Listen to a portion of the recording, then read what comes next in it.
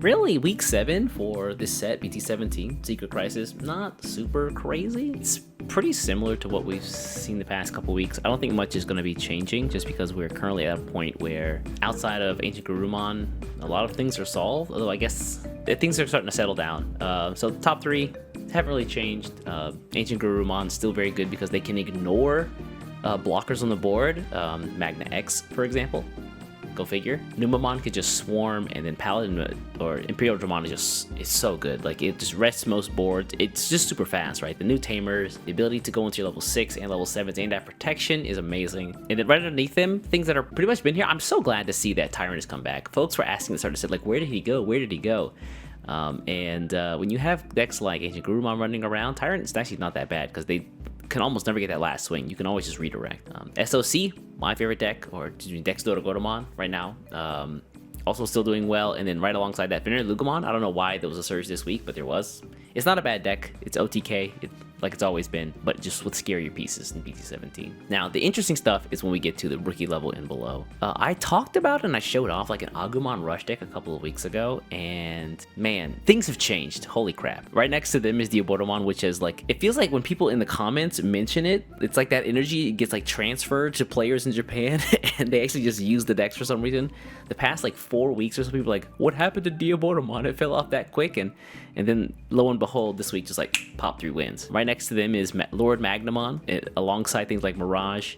Now, conversely, I talked about the Agumon Rush deck. There is a Gabumon version of this deck, and I fought it last week at Locals, and I kind of knew what it was. I'd heard about it. I talked to a friend about it, but I never got like to see it in action until last week. And when the guy looped an egg, like, or his eggs 3 turns from the raising area to the breeding area to the battle area, I thought to myself, oh, that's cheap. Like the real-time realization is like, oh, that's bullshit. We'll talk about this deck today as well. Kind of the other side of the coin for the Agumon Rush deck. And then a lot of things we've seen, I guess, in previous weeks, maybe a little bit higher than normal though. Things like Gallantmon, I gotta remember not to say Dukemon, Grace Nova, Leviamon, and then again, this deck is probably one of the biggest underperformers on this list, Vaccine Yellow. I think it's just because people who play Vaccine Yellow were just looking to play the best deck, and then they all moved to Ancient Gabumon because he ignores blocking, and that's like their big thing, is having the Magnamon up. So don't really care about that. And then at the end training level, yeah, 7 Great Demon Lords, Beelzemon, surprisingly, Aeosmon. I still don't get it. I understand that people say that Aeosmon kind of has some good matchups right now, but I don't understand, you know? It's probably one of those things like the Gabumon deck where you have to experience it to really understand. Like my friend Javi, who won one of the Evolution Cups last week, he fought against, I think, an Aeosmon over the weekend, and he lost. I was like, really? You lost to Aeosmon? That's crazy. He goes, yeah, I mean, it happens. And then another deck, Hunters. I don't know how people do this. Like, they'll just take a deck from like 5 sets ago and like, you know, let me just run that bad boy one more time. And I guess Hunters does the trick. Although Hunters does have like some really good removal in the Arrestor Dramon Superior mode, being able to just like, hey, go to sources of another card. And then Lucemon Controls saw another showing. We talked about this deck a couple of weeks ago where they kind of use Lucemon as a toolbox, and whenever the Lucemon Chaos mode is destroyed, they kind of just pull out one of the other Great Demon Lords to fit the situation, and it works out pretty well. Alongside Omnimon, Phoenixmon, Sakyamon again. Before you folks in the comments ask me, I'm so sorry they did not include the list. I know it's gonna be there because it was there like the past couple weeks as well. I'm sorry, Sakyamon got the top, but they showed like 3 cards. It was like Sakyamon, the Tamer Girl, and Renamon. Sorry, that's the best I can do. And then also Marcus and the Shine Greymon squad. Overall, things not really too crazy. I will say that this week and the past week, things are kind of speeding up in the game just because of the Ancient Gabumon deck here is already pretty fast, and then you've got these 2 new up-and-comers, the Gabumon and the Agumon Rush deck. More so the Gabumon than the Agumon, but Agumon still has some interesting tech. And I'll show off actually 2 lists for the Agumon. One that topped last week, and then the build that I have working, which is a little bit different. That being said, let's actually take a look at some decks really quickly. Whoa. First one is, this one here. This is Diaboromon, and I'm gonna keep it a buck. I don't really know what's going on in Diaboromon because it's been so long since I've seen the deck, and I have not played it at all myself, and yeah.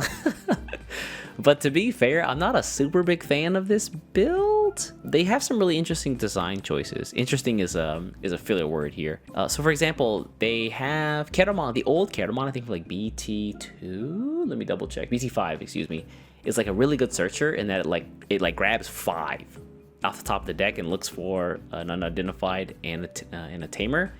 And it's not in this build at all. It's not in this deck at all. And I'm really surprised they skimped out on a huge searcher like that. Instead, they're running the EX6 one, which only searches 3 cards, but it grabs like an option or a tamer and an unidentified trait card, which is basically anything in the deck, with the exception of these 2 Cyberdramons that are just chilling here for reasons, I suppose. There's also some other weird choices.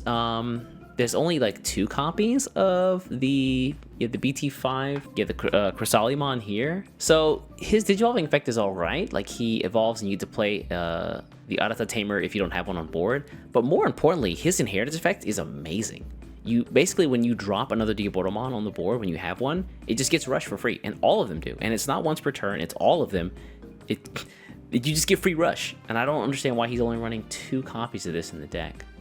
It is a little perplexing, TBH. It seems like based off of what he has here, he doesn't have any of the clocks you noticed. It's all like memory boosts and trainings and scrambles. He really wants 3 memory setter, so he includes the old tech of adding in the Izzy Tamer, but he only runs 3 copies of the Arata, which I think is crazy. It feels like this deck lives and dies by Arata in a lot of cases, at least when I played it like a set and a half ago. And to only run 3 instead of 4, considering you don't actually search for it very much, seems a little crazy to me. I don't know. Maybe I'm just tripping. Maybe he knows something I don't. I guess to make up for the card draw, he uses like the Ketamon from BT2, and they have the effect of whenever a Digimon with the same name gets played, and it's not once per turn, you draw a card, which is very, very good. And they have additionally the BT2 Chrysalimon, who has the same effect, but it's on it's memory gain instead of card draw. So you've got at level 3 the infinite card draw as long as you're playing tokens, and then like infinite memory as long as you're playing tokens as well. And then outside of that, I'm not really sure like the idea of the deck. The one cool thing that I see here is like he's got the promotion, or the promo Chrysalimon, which I'll show off right here. So he gives all of your Digimon decoy, which is kind of cool. I think folks thought this is more useful alongside clocks, the clock option to keep your clock basically on the board for the turn that you need it there until it like moves to safety. In this case, he essentially uses this alongside the EX6 Diaboromon to give who gives all of your Diaboromon named Digimon blocker and jamming. And then he has the level 2 Dorimon egg from BT16. I guess this is a cute little tech where on both turns, if a Digimon with blocker is destroyed, then you gain a memory. So you can kind of like steal a turn in that way, where if you have like a decoy guy out and you know, they destroy one of your main dude, and you want to get rid of one of the tokens that has blocker because of the level 6 here. That's I guess an idea. It's only 1 memory, but I guess, you know, a memory is, you know, the most important thing in the world. EX6 Chrysalimon, because you have to get rid of floodgates, and because the worst thing that can happen to this deck is not being able to play cards by effects. And whoo, Pillowmon really is out here. The rest of the deck looks pretty straightforward, TBH. You know, the one thing that still kind of confuses me is the old Armageddon. He's really good. You just like get rid of a token, get him down for 3, he gets rush, and then all of your opponent's level 7s evolving effects don't activate. So basically all the new like ace level 7s that drop this set just get shut off, which is incredible, especially against decks like Omnimon. But the new one, I don't really understand why you would want to use this card. It's really similar to Shoutmon X7 Superior Mode, where when you would play this card, you could put like up to 13 cards with the unidentified trait or Diaboromon in their text somewhere from your trash at the bottom of your deck, and then reduce his play cost essentially. That seems like a really high bar to meet. Am I tripping? Like I feel like the game has to really go on for a long time. And also, this doesn't include tokens, because tokens don't go to the trash. So you have to really like grind your deck down for this guy. I mean, he's got rush, blocker, and reboot, but that's tough. Also, he can attack unsuspended Digimon, but even so, I don't know. That just seems like a lot. I just feel like you would almost never get to use this guy. It feels like when I played the deck in EX6, you basically got to this guy right here, this Diaboromon, and he's bonkers. Like start a main phase, and when digivolving, you play a token, and on all turns, when an opponent plays a Digimon, you play a token alongside it. So there's like 3 chances to play a token at any point with this guy, and then they all get jamming blocker. So you like, the play is like go super fast, go super ham, get like 3 tokens out, or like this Diaboromon and 2 tokens, which is a pretty low bar to be honest. Then you use Beast Cyclone to give them all Sec +1, because they all have blocker, so they all meet the requirements. All of your Digimon with blocker and reboot gain Sec +1, and just go straight to the dome and win the game. I feel like that was like the win condition before. And at least looking at this list, that's not so much the case. So, and again, this could be great. I truly do not have the experience to give like a definitive answer. But based on what I have played in the past, it seems a little bit weird. Let's see, what are folks saying? It's with all the level 6 inheritables and Diaboromon, the deck is less reliant on Arata. Oh, okay. That's kind of nice to hear, considering, yeah, in the past, I feel like you lived and died by that kid. I wonder why people are going for the EX6 Diaboromon. BT17 looks a little bit better for the meta right now, since redirect is better than blocker. Yeah, redirect is better. It's like blocker plus, like just raw redirect. Although I will say the clocks are kind of so-so. Maybe run like 1 or 2, but it feels like running 4 really eats up space in the deck. And that's really what it is, like it's the space. And then keep in mind, you cannot put the clock underneath a token. At least that's from what I understand in the rulings. Also, I guess you guys are talking about the Armageddon. It's more of a late game thing, but at the same time, you don't really need to use its effects if you need to get rid of a bunch of things on board immediately. That's true, yeah. 15 cost total, and they can mess up aces. You can return 5 or 6 cards, delete the aces, and maintain turn. Oh, are you guys saying that the Armageddon is also usable whenever you evolve? Is that what you're telling me? You also delete. Oh, I see what you guys are saying. Like you can delete just a huge Digimon, up to 15. I guess that's an option too. Yeah, the deletion I guess is good. Also, you get a blocker. I don't know. I still feel like I still want just like the old guy. I don't know. That's maybe a personal preference. Who knows? Pay set. Oh, so basically you're just doing it to drop an ace. Okay. So like in the case that Omnimon comes down and you don't have like a way to kill him, like the Armageddon is the way essentially. Okay. All right. So that's, again, I'm not the greatest Diaboromon stan. I like Diaboromon, but like I haven't played the deck itself in God knows how long. So I'm sure if someone can give a better summation of some of the choices for that deck, it'd be much appreciated. Yeah, again, still kind of a weird build in my opinion. Let's take a look at something that I do know a little bit more about because I got my ass kicked by it, and that is the Gabumon Aggro deck. Holy crap. So the idea is you just go dummy fast and you use all of the draw power that blue harnesses, and you draw your Vorfmon. What is he in English actually? The level 4 like counterpart to Agumon. Oh yeah, it is Lobomon. Yeah, so basically this promo Lobomon who can digivolve for 1 cost, which is insane to me. He can evolve for 1 cost. You basically harness all the draw power of blue with things like the old like BT6 Mat Tamer and all these Gabumons, and you basically search out and draw the Lobomons and the Ancient Garurumons, and then you just go dummy stupid. And the cool thing is the idea that they run with is Lobomon evolves for 1 into Ancient Garurumon, but he has the nice little, or I guess nice is putting it mildly, but amazing effect that he deletes himself at the end of the turn. And when he does that, you have the analog use to refund you memory so that you can destroy your own Ancient Garurumon. You get the Ancient Garurumon down, he makes an attack, you basically eat up 2 security because of his effect to bounce something when he comes down, and then the attack of course is another one, and then he destroys himself. Your turn would end, you rest all of the analog use, they give you memory back so that it's your turn again, you hatch another egg, and then you can continue your turn. Then you basically, once you've used and got all your memory back, you go into a Louis Tamer and he lets you promote, and you can do the whole thing again. And if you don't have the Lobomon, then you can just pull out a Gabumon. And like for example, the EX1 Gabumon lets you search out other Gabumons and Tamers, specifically the Mat Tamer you want here. You've also got the Gabumon X Antibody to search out cards with Garurumon in their name, of which Ancient Garurumon is one of those. You've also got the 1 copy of the Gabumon X, because why not? The upper end has a couple of, I guess, like emergency button cards. One of those is the Gabumon Bond of Courage. Another one is right underneath this is the Gabumon Bond of Courage Ace, and then there's one of the level 6 Metal Garurumon, the secret rare from BT17, I think it was, who can evolve from a Gabumon for 4 cost if your opponent has a big Digimon on board. And the deck just goes stupid fast. That alongside things like basically 4 memory Hammer Sparks, the 1 Ice Wall, and this is like 5 cards that you can check in security that would give yourself 2 memory. So if your opponent like just kind of checks willy-nilly where they have 0 memory, you can just like take a turn. Or if they have 1 memory, you can just take a turn.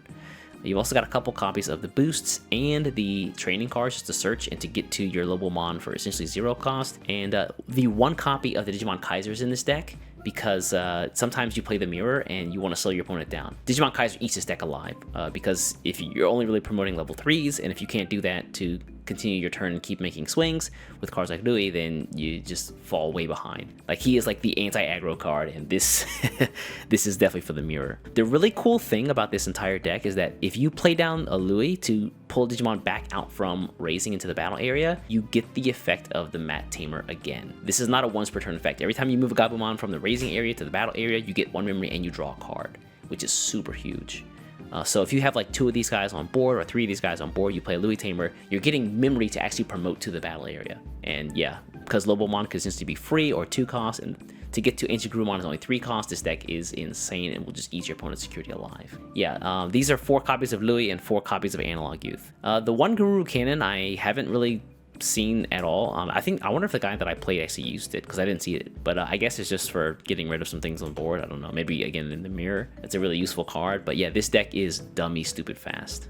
Yeah, you should definitely have this on your radar. It's got some glaring weaknesses. I mentioned it before, like the Digimon Kaiser will eat this thing alive. Like that slows the deck down to a like almost crawl, but outside of that, you're pretty good. Most decks have to draw it out, so that's I guess the saving grace here. Being able to promote and then get the Mat effect again is amazing, I gotta say. Acing with Paladin works too, but he doesn't blind raise security. Oh, sorry, you guys talking about something else. My bad.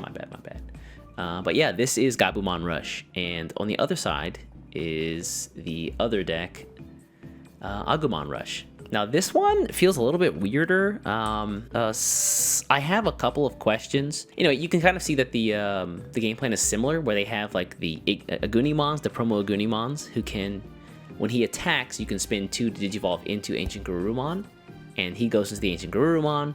Ancient Gabumon does the thing. The only thing that this deck is missing though is the, oh wow, it's missing the Analog Youth. What are they doing then? Is this just pure aggro? Ew, gross. I swear to God, I saw 4, 8, 12, 16, 20. Maybe, sorry, I'm sorry. I'm tripping. This is not the same. They don't use Analog Youth at all? What?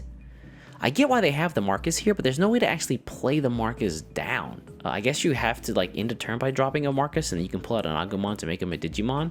I guess it's technically aggro, but in a different way. Oh, hold on. I'm sorry. I don't like this at all. Let me show you guys the one that I have. Yeah, this is probably a bit cleaner, or a bit more similar. This is probably a bit closer to the Gabumon stuff, that last deck, sorry. So the idea here, this is what I'm currently running. I've been trying this out in the past week. I've made some adjustments, but this is the basic idea. You run the same Gabumon game plan, except with Agumon. Agumon for free evolves to go into one of your 2 Greymons here. You run 3 of each of the Greymons. This is kind of a weird choice, I know, but he gives a memory refund on attack if you have a TIE Tamer on the board, which is a really low threshold for this deck, so we run it, all right? Also, he gives himself plus 2,000 DP, so between like this Agumon and him, you can get up to, I think, 10,000? Let's see, 2, 5, 7, 8, 9. Yeah, so 9,000 with this guy. And then if you go into, you can end your turn by going into like a Skull Greymon to pop something on board, destroy him. You can proc the Analog Youths here. I need to mess with the Analog Youths ratios because I need more of them, but I also want to keep the TIE and Kari Tamer, because where Analog Youth gives you memory whenever level 5 with sources is destroyed, he also hatches that egg. When he hatches that egg, I also get memory back off of the TIE and Kari Tamer because they gain a memory whenever you hatch an egg. So you basically can double dip here for memory with both these cards whenever you go into a new Digimon. Outside of that, Agumon's here to pull back some of the cards you might need from the trash. You see you run a limited number of level 4s and also level 6s as well. So Agumon can pull back any Digimon with Greymon or Garurumon in their name, but you really only care about the Greymon because Ancient Greymon is pullable with this effect. And then you can go from Agumon or one of the Agumon here into like an Agunimon, then go into Ancient Greymon. He swings, hits for 2, destroys something on board. End of turn comes, you kill yourself, and then Analog Youth unsuspends, you get the memory back. The Ancient Greymon lets you pull back the Agunimon from the trash, You can also pull back a Tamer if you have one there, and then you can just hard play a Tamer on the board. So yeah, it's pretty good. And then like the Matte Tamer for the blue side, the Tie Tamer here also is not once per turn. So every time you promote an egg to the battle area, +1 memory and +1 card draw. And it's pretty wild, yeah. Louis also to help you keep promoting things out, and then a couple copies of Gravity Crush in the case you need to extend your final turn to win the game. It's a pretty nice deck, lots of destruction. The Skull Greymon is nice. The Greymon, the Secret Rare Greymon is also really good because he also lets you play Digimon or hatch eggs whenever he's destroyed, so you can get more memory off of that. The Tamers this way. You can get your Tamers down for cheap. He also becomes like a 10,000 if you have a Koromon in your sources. And of course, you're running like the Koromon that draw cards because you need to just constantly dig out your Ancient Greymons and your Agunimons. Once you find one Agunimon, you're set. The Ancient Greymons is the hard part because if you don't find this Agumon, then you're basically just trying to pull them as fast as possible. But yeah, this deck is it's a lot of fun. I guess my one gripe, and this is probably where I'll make some changes, especially because I want to add more analog use, is I'd probably cut like one of these War Greymons. I don't think you need two. He kind of feels like dead weight in some cases because if I see Ancient Greymon, I always want to use him instead, and so he might be like just like for the 201 cost for like an emergency button, and then I maybe go 4 there. That might be a little better. The cool thing is because Analog Youth trashes cards, you might be worried about like trashing your Tamers, but because Ancient Greymon can pull the Tamers back and the Agumon can pull back the Ancient Greymons, as long as you find these guys, you can just kind of keep like recycling cards, even if Analog Youth like drops them into the trash. But yeah, this is what I've been playing with the past week, and it's a lot of fun. It's a lot of fun. I like ate a 7th grade Demon Lords deck alive with this thing the other day. Like I opened the Koromon, he's like, "What am I fighting right now?" And then I went into like this Greymon here, and he's like, "What is going on here?" And I went off the next turn with Ancient Greymon. He's like, "Hold on a second, this is the other coin. This is the other side of the coin. No." Good times. Good times. Let's see. So what are you guys saying here? Would not Agumon be more consistent? So the issue, I thought about this and I actually tried it out in the very beginning. The issue with Agumon is that, and this is what I've started to learn, Agumon is, I know I'm gonna get destroyed. Like I'm gonna get flayed for this. He's kind of balanced. He's kind of balanced because Agumon can't evolve into anything.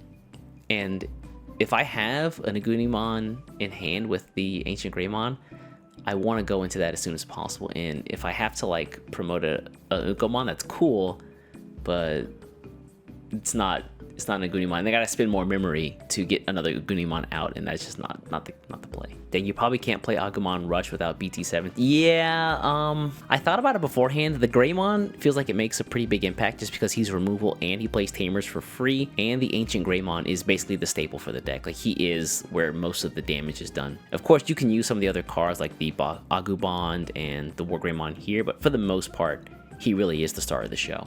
He really, really is. The BT5 Greymon is useful if you have an Agumon in sources, but just because I run the Agumon X's here, I don't want to find myself in a situation where I can't gain memory. So I run the BT14 one because I get +1 memory after the attack. Or not after attack, but during the attack if I have Tie in my name. And if I die, it's whatever. I don't really, like, nothing in this deck is meant to live, so I always want to make sure I'm going to get it because I can almost always guarantee myself to get a Tie Tamer down. I'm running into the Agumon problem right now in my Sylphimon decks. Which Agumon was that? Wasn't back from the trash. That's the BT17 Agumon as well.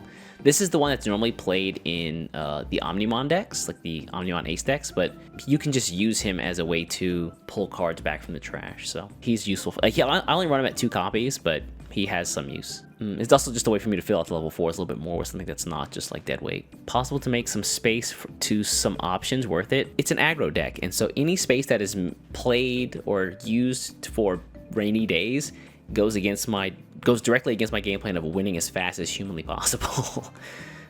Maybe you can put a couple copies or a copy of maybe like 1 copy of this guy, but even still, like, you have so much removal with your Ace, with your Greymons, and with your Skull Greymon that I typically don't find myself needing to remove things on board. Maybe like a Mega Flame, I don't know, or like a Crimson Blaze.